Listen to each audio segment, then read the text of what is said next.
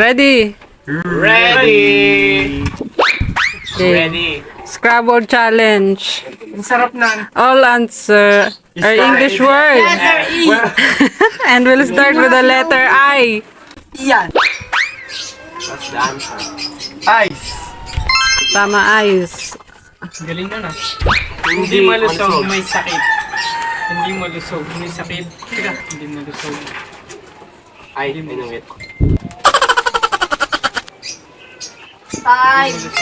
4, 3, 2, 1. 5. Hirap, puro ano? Il. Tama, il. I-L-L. Yeah. Isang kulay na likido na ginagamit para sa pagsusulat, pagguhit, Alam ko na.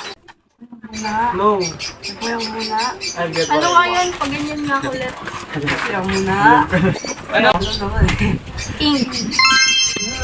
Isang bakal na pinainit sa labas at ginamit sa pagtanggal ng lukot ng damit.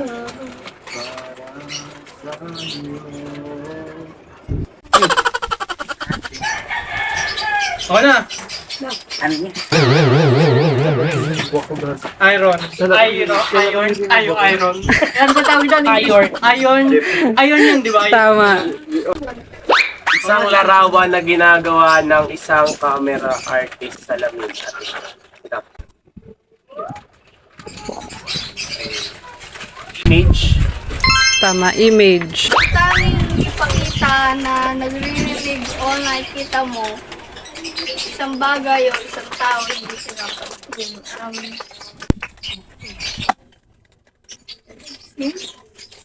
ignore. Tama, ignore. Pagdala ng isang produkto sa isang bansa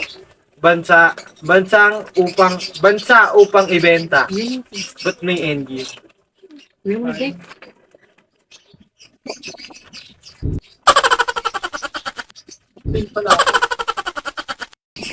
Alam ko na! Uy, dito ka! Huwag ka dyan! Import. Import. Tama, import. Ayan. Bigay ng impormasyon sa isang tao. Inform. Tama, inform.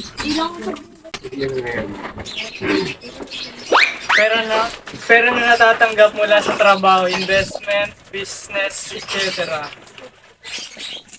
Isla! Alam namin! Income. Tama, income. Tropical na Amerikanong butiki. Amerikanong yan ah. Amerikanong butiki na may spiny crest sa kahabaan ng likod at berdeng kulay. Paminsan-minsang itong tinatago bilang isang alagang hayop. Ha?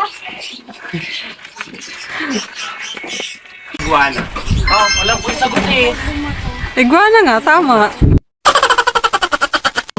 Upang lumikha o gumawa ng isang bagay na kapag hinahabang sa isa Dahil nakalabas sa yung unang pagkakataon. Kapaki-pakinabang yun, Jaya. Nalalamig eh, hindi nilalamig. Invention? Upang lumikha o gumawa ng isang bagay na kapaki-pakinabang sa unang pagkakataon. Invent.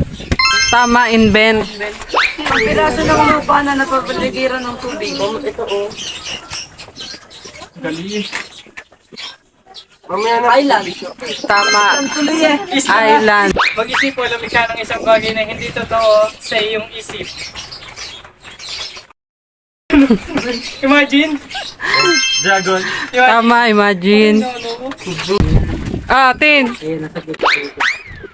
Gawin ang parehong bagay tulad ng isang tao upang optikin ang pag-uugali ng itsura ng bata. Isa ko lang.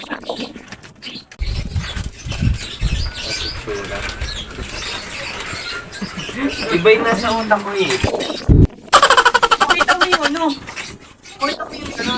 Gawin ang parehong bagay tulad ng isang tao upang kopyahin ang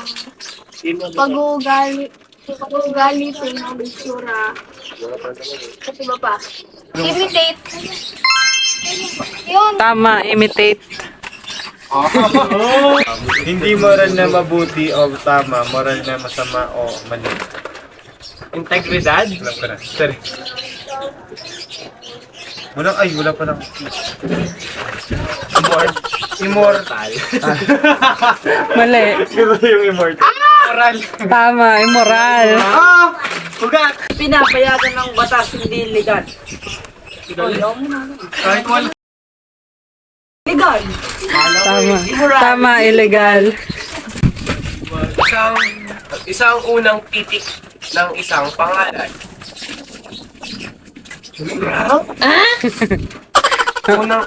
Isang unang titik ng isang pangalan. Unang titik.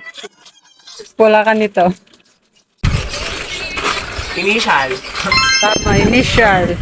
Sino ang isang tao ang pangalan ng isang tao o pagkakakilanlan? Identity.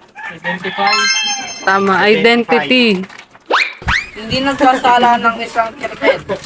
Not guilty. O iba pang maling gawa.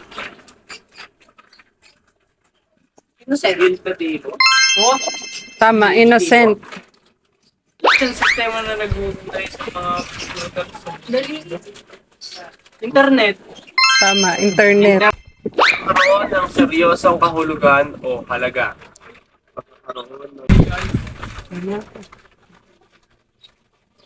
Important? Tama, important. Ba't mo alam? Importante.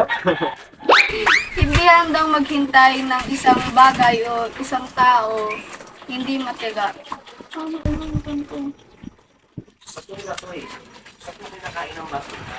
Impatient. Tama, impatient. Magtanong o makipag-usap sa isang tao para makakuha ng impormasyon o malaman ng tungkol sa taong iyon. Mali! Tama, interview. Interview? Taong nagtuturo ng paksa o kasanayan, isang taong nagtuturo sa mga tao.